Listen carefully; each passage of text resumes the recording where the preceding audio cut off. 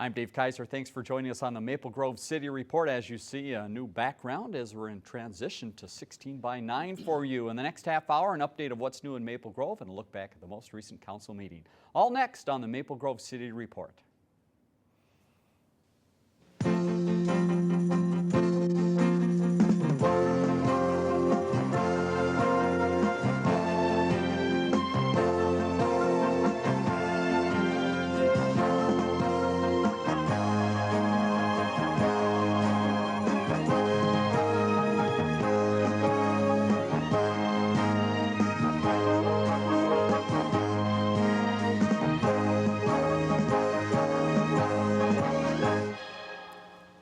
And I'm Dave Kaiser. Thanks again for joining us with Al Madsen, City Administrator from Maple Grove. In our new temporary background here is making us look thinner, right, Al? That I hope was the so. whole plan of this changeover. You don't have to worry, but I hope so. 16 by 9 to fill out your screens a little bit better. So we'll be here for a while and then move back to a new look for you soon.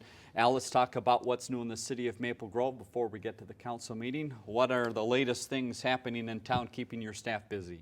Well, a couple of things before we touch on that. I think a couple of shows ago we talked about the folks that stay at the Maple Grove hotels, trying to get a feel as to where they come from. All right, you've done some research. No, actually I have not, but I have asked Dave Luby, the Executive Director of the Visit Minneapolis North Convention and Tourism Bureau, to do a survey of the hotels, and whether they'll respond or not, I don't know, but get a kind of feel as to where their folks are coming from, what parts of the country, and that'll be interesting to see that. Okay, very good. All right, stay tuned for that. At the next meeting, I'm hoping the next visit we'll have. Very nice. We'll have that. So, a couple of things.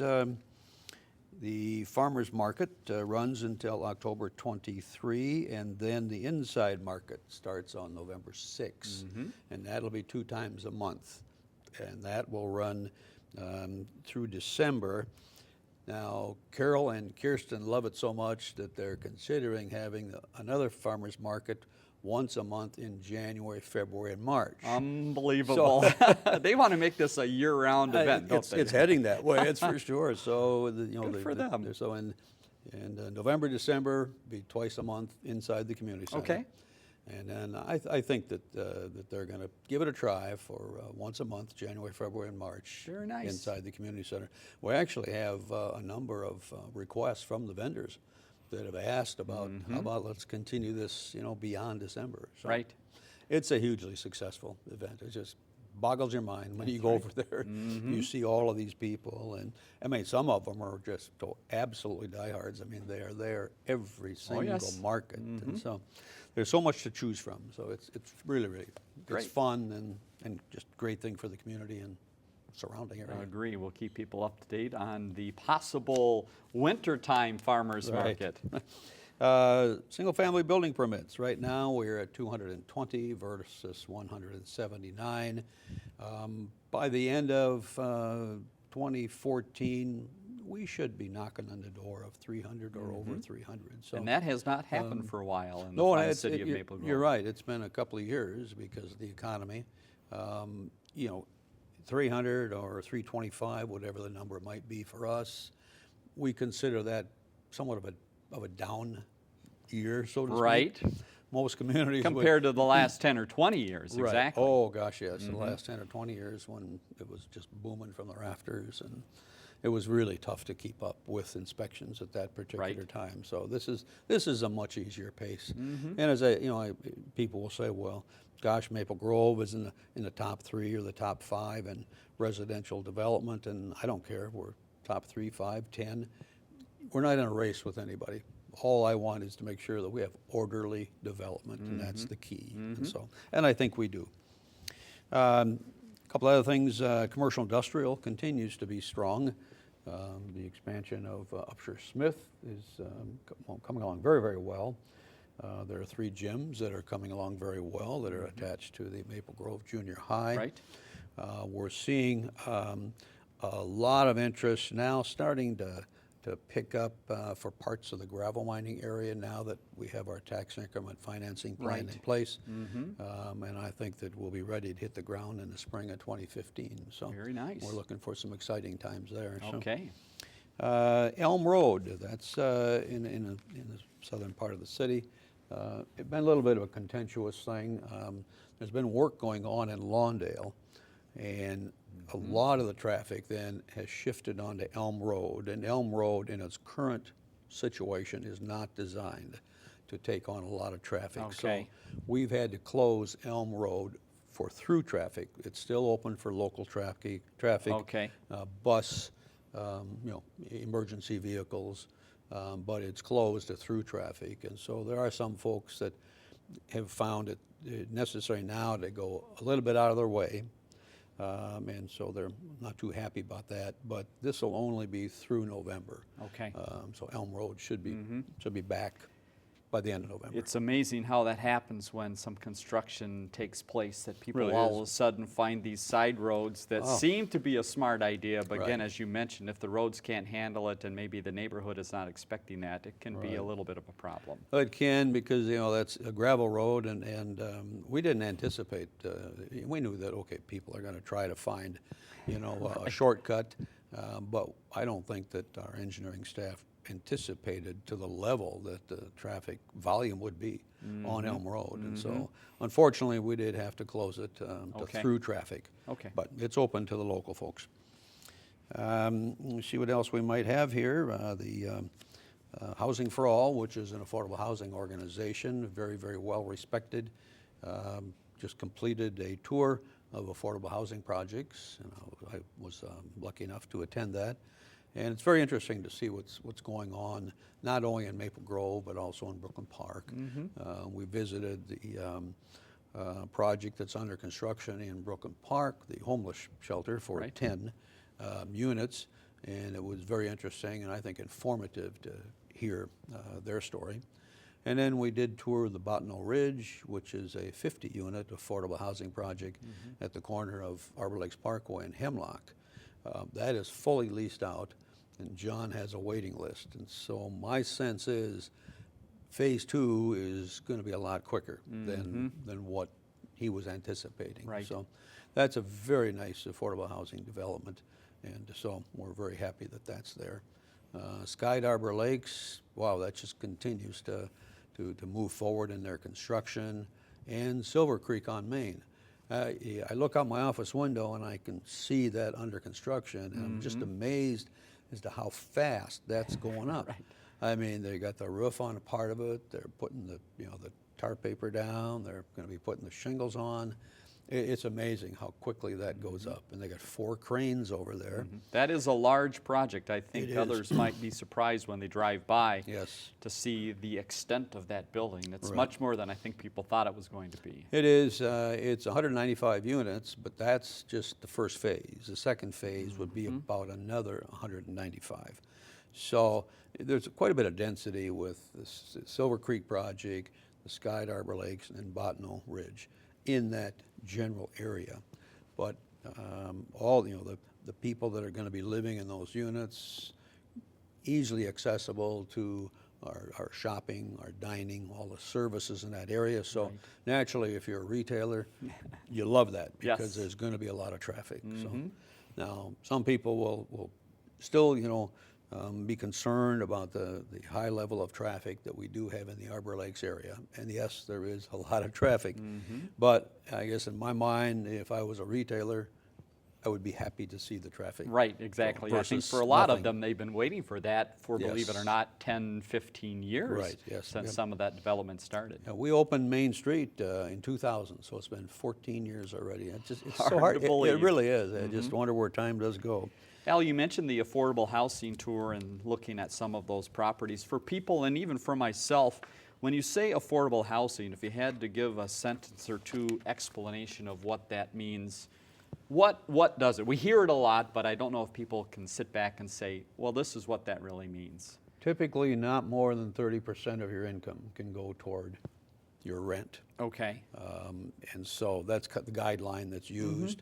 And then Hennepin County has a set standard that they use depending on if there's 2 people in the family, 3, 4, 5, however many people are in the family. But the guideline is used as not more than 30% of your income can go toward your rental. So And that guideline isn't something that's set up by city. It No. is something, again, that comes from the county. Does it also come from the state as well? it comes, yeah, and the guideline comes also from HUD, Okay. Housing and Urban Development. Mm-hmm. So it trickles down from the feds down to the state, and then county, and then to the local unit of Okay. government. So Very good. and we all follow that 30%. So, and I want to compliment Housing for All. They've just done a fantastic job, and I was unaware of this, but in the 7-county metropolitan area, as determined by the Metropolitan Council, Maple Grove is number 4 in adding affordable units. So we are the 4th highest in providing affordable housing. Okay. And it's absolutely critical to provide affordable housing to everybody. It doesn't matter if you just came out of high school, college, your first job, second job, whatever the case may Right. be. So. And that may come as a big surprise to people. I guess it did Yeah. to you and maybe Well, to your council as well. It did to me. I didn't realize that we were the 4th best in the 7-county metro area as it relates to providing affordable Right. housing. So Very that was a very interesting statistic. A couple other things. The Historical Society continues to meet monthly, and they are very active. They have an open house. I think it's the third Sunday of every month? I should know that, but you can go to the website. Right. And we're always looking for folks to become involved in it because we need to help preserve the history of our city. And there's a lot of history. We go way, way back. So, Right. a few other things. I want to wish Jeff Dreyer a happy retirement. He has been with our Parks Department for over 34 years. Oh my. And Seen a has, few changes. and has decided to retire, and so we really appreciate everything that he has done for us. And then when we were chatting earlier, you had mentioned about the Skyline Art Crawl, and that begins, I believe it's September 27, and we will have wonderful displays at the Government Center of various forms of art, and we're always happy to open the Government Center for that because you really see some fantastic artwork. There's a lot of talented people out there. I'm not one of them, but there's some really very, very talented people. Yeah, it's the 27th and 28th at the Government Center, and Right. they call it a crawl, and I asked Tracy, I said, explain a crawl to me, and she said, well, in this case, it's a crawl all under one roof. So if it's raining or bad weather, you can just walk up and down the Government Center atrium area, and it's very nice, and part of the fun part is you do get to see the artists at work, so That's it's correct. not just an art show. Good point. But Al can sit behind the painter and figure out how do they do that and pick it up yourself, right? How do you draw a straight line? Yeah, for sure. 610 groundbreaking will be October 16 at 1 p.m. Fantastic. The governor will be in attendance, as well as lots of other, local, state, and federal dignitaries. So there will be some work starting this year on it, but the real kick to it will be next spring of 2015, and it's anticipated to be a 2-year project. So, but we're getting closer and closer. We still have to find the necessary funding for the last little segment of it, which is probably an area of, I'm thinking around 40 million, but that's the interchange and the bridge and things like that. So that is a big chunk of money that is needed right there. Right. But little by little, we're crawling toward the finish line. But it's been a long process. Where will that groundbreaking take place? Well, right now, they're anticipating that it would take place somewhere in the area of Zachary and the 610 area, but Okay. there will be more information on our website Okay. because it'll probably be moved a little bit further to the west. So they've been struggling to try to come up with a date because there's so many different folks involved in trying to get everybody's schedule worked out. And so, but there will be more information on our website, so people can check there. And you mentioned the interchange. Now, as I understand it, this next phase, which we're breaking ground for soon here, will connect to 94, Yes. but in one direction, if I'm explaining this right, You each are. way coming off 94 onto 610. So You it are. won't be all directions be able Correct. to go all ways, but One direction. what makes the most sense, and then the next phase would be doing those other connections and Correct. connecting it a little further to the west. Absolutely correct. Okay, Yes, yeah. I've You've listened got a few your engineering times. degree, by golly. Very good. So, The council meeting was about 45 minutes long. I want to welcome Timothy Condon and Aaron Valerius, our 2 new police officers, to our staff, and then also congratulations to Denise Tingstead, who was selected in the engineering department as our GS technician. And so Denise has been with us on a part-time basis, and now she'll go full-time. And our 2 police officers, they've already started their training, and so we certainly welcome them to the city. We had a nice event this past council meeting, and that was the photo contest. That's always very, very nice. I just want to congratulate several of the folks in the youth recognition area. Emily Joy Onoz, Emilia Biason, Julia Gruns, and Keely Taylor. They all got youth recognition for their photography. Right. And then in getting together, first place was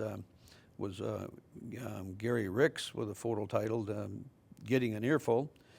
Second place was Jennifer Bourne's submission of "First Snow Angel," that was a really cute one. It was. And third place was "Funny Fall Faces" by Heather Podorsky. And you know, the photography that they take is really great. You were one of the judges, I believe. Right. It was very tough. Yeah, I imagine it was. So then there was one that was a little puppy, if I remember right.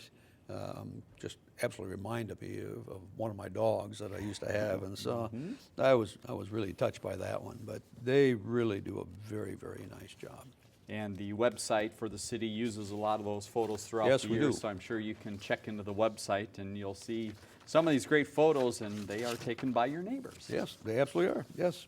One other thing that we did have on the council agenda is to, it's for the Lake Quality Commission, but to establish a public hearing for October 15th at 6:30 p.m. at the Government Center, and it'll be a public hearing to consider a drawdown of Rice Lake. The Rice Lake Association is requesting a 3-year drawdown.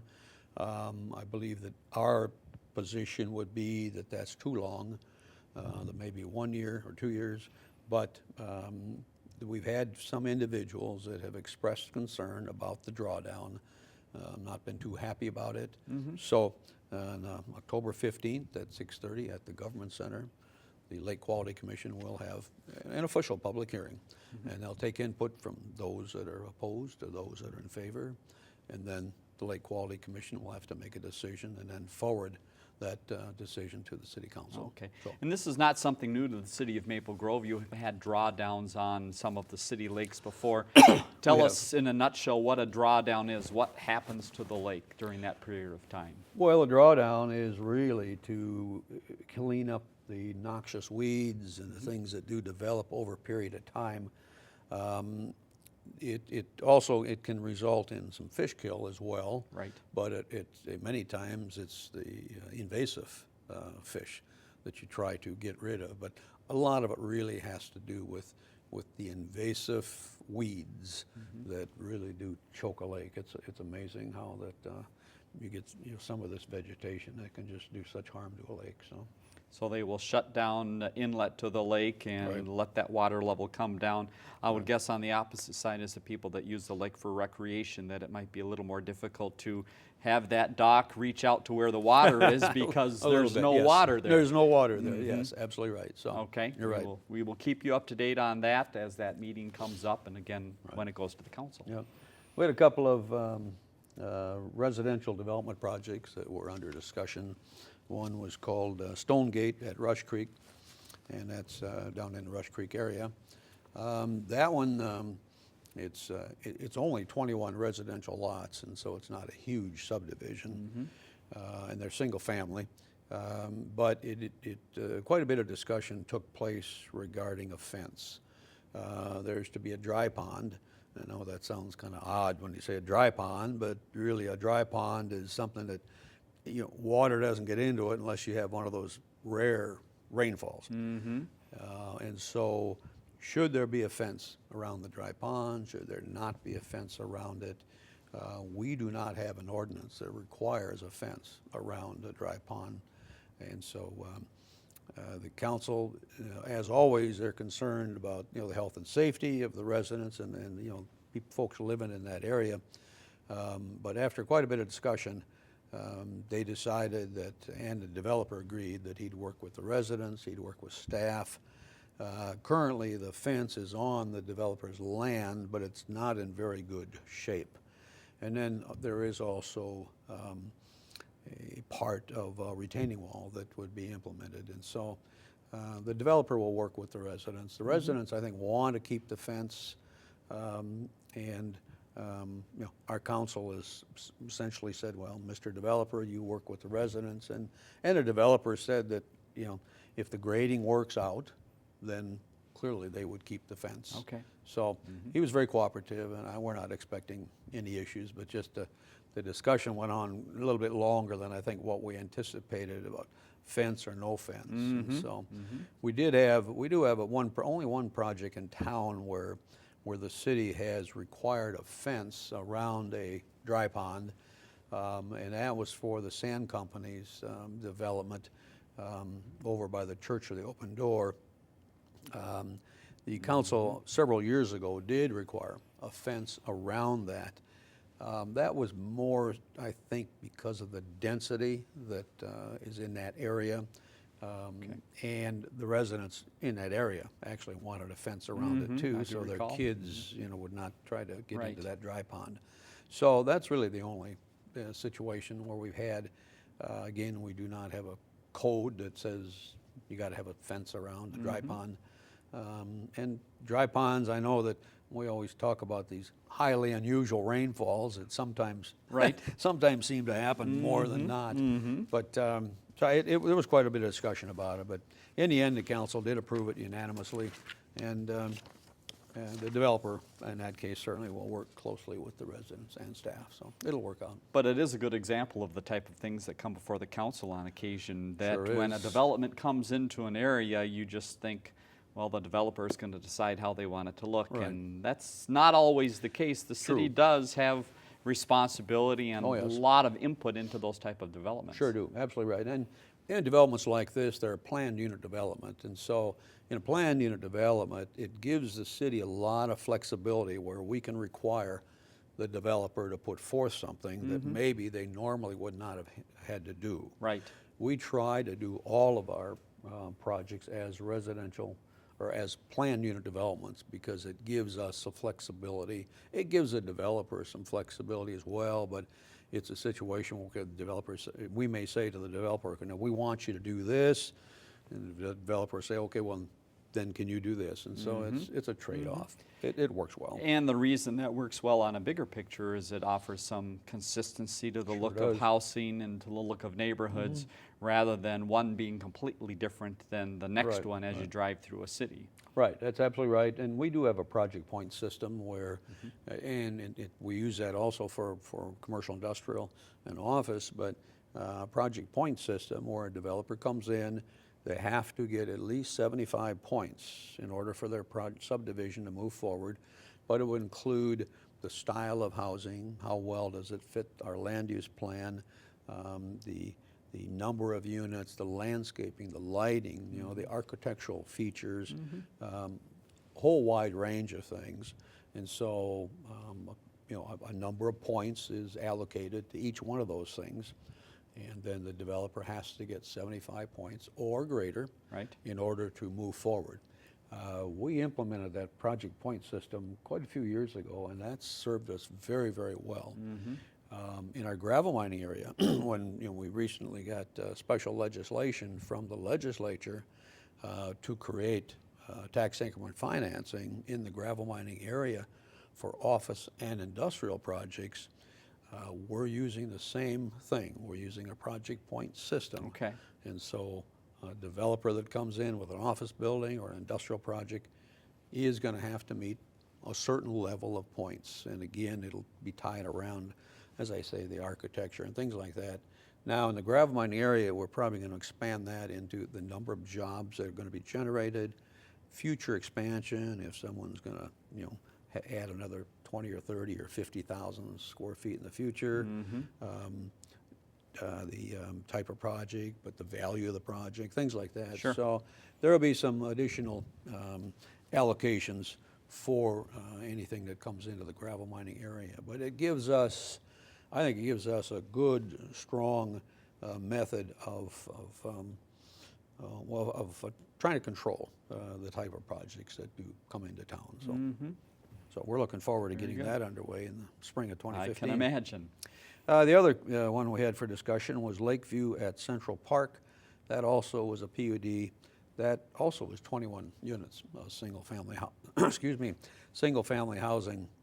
There were no issues with that one, and that also moved forward on a unanimous vote. So both developers would like to start work yet this year. It depends on the weather. If we get a decent fall, they could get quite a bit of grading work done yet this year, and then really kick off the booming in the spring of 2015. Okay. So anyway, so that was it. The meeting got over at about 8:13, so it was less than 45 minutes. Everything went very smoothly. One other thing for our viewers is that there's information coming on our website, the fall cleanup, citywide fall cleanup. We'll be having that, and so check our website, and I think we may have some information in our upcoming city newsletter as well. So those are, I think they're just a great opportunity for people to just get rid of something that's been, that stuff out of your including garage. me, sitting in my garage for such a long period of time. And if somebody wants curbside service, there is a small fee for that. Sure. Otherwise, things would need to be delivered to our public works facility, and we take it from there. So. And That's then leaves will soon be coming off the trees gosh, here, yes. and so your center in town, I think, might be a little bit busy, and people, again, I think most residents know about that opportunity, but it's a great asset that Maple Grove has for people to be able to take those leaves and twigs and whatever. Oh, gosh. The Ardway site has been just such a great attribute for the city, but it really gets busy out there. In the fall when everybody's converging on that Yardway site with their bags and bags and bags of leaves or twigs or whatever the case may be. And so the Yardway site's been a great, great opportunity for citizens and non-citizens. So. And the great news is, we've talked a couple times about 610, that it will stay there when 610 comes through. So good point. It's not going away as the roadway comes through. No, the Yardway site will stay there, and I keep thinking that land has got to be really quite fertile. I mean, I would guess so. Everything that's been mulched and put on there, and there's a big investment by the landowner with the equipment, because they have some very, very sizable equipment, and especially the chipping stuff, because they will take, I think, diameters, I think up to 10 inches. And so you're just not going to use a very small chipper for something like that. So, okay. But Final minute we have you here as we tape this in the middle of September. I'm sure budget is probably in your stack of information here. Maybe you got to leave it at the office, but you're attached to the budget process now. Just give us a quick update on how the budget process is going and information that residents might be seeing in the next few months here.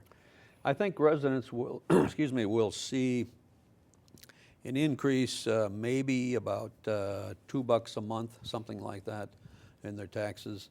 The budget is coming, the formal budget is coming to the first meeting in December. Right.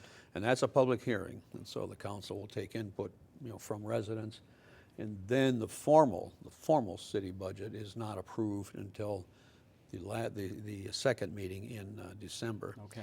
So what the council will do in the first meeting in December is that here is the proposed budget.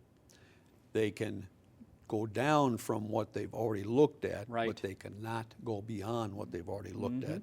And so the formal meeting is the first one in December, and then the second council meeting in December is when we formally approve it and then send it on to the county. So, all right. I think it'll be a very nice budget. I think we've done very, very well holding the line on expenses. I give a big hats off to all of my department directors for all their due diligence and holding the line on expenses. And I think but we may be looking at about a $2 a month increase Some of that is beyond our control because, you know, the public works supplies of gas and oil and equipment, and then you get into the information systems. Some of that is beyond our control as well. So. All right, I think they're telling us we're out of time. You saw the next council meeting date. It comes up on October 6th. Website at the top of the screen. For Al Madsen, I'm Dave Kaiser. Thanks for joining us on the Maple Grove City Report.